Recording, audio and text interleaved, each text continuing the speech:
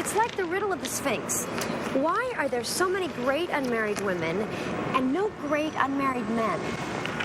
I explore these sorts of issues in my column, and I have terrific sources, my friends. When you're a young guy in your 20s, women are controlling the relationships. By the time you're an eligible man in your 30s, you feel like you're being devoured by women. Suddenly, the guys are holding all the chips.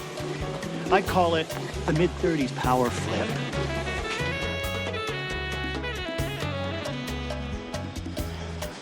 It's all about age and biology. I mean, if you want to get married, it's to have kids, right?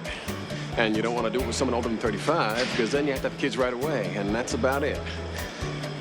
I think these women should just forget about marriage and have a good time. I have a friend who'd always gone out with extremely sexy guys and just had a good time. One day, she woke up and she was 41. She couldn't get any more dates. She had a complete physical breakdown, couldn't hold on to her job, and had to move back to Wisconsin to live with her mother.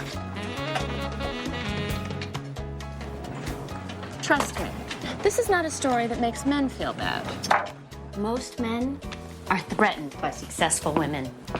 If you want to get these guys, you have to keep your mouth shut and play by the rules.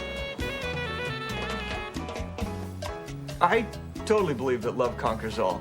Sometimes you just have to give it a little space. And that's exactly what's missing in Manhattan, the space for romance. The problem is expectations. Older women don't want to settle for what's available. By the time you reach your mid-30s, you think, why should I settle? You know? It's like the older we get, the more we keep self-selecting down to a smaller and smaller group. What women really want is Alec Baldwin.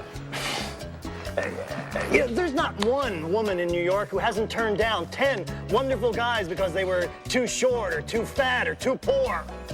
I have been out with some of those guys, the short, fat, poor ones. It makes absolutely no difference. They are just as self-centered and unappreciative as the good-looking ones. Why don't these women just marry a fat guy? Why don't they just marry a big fat tub of lard?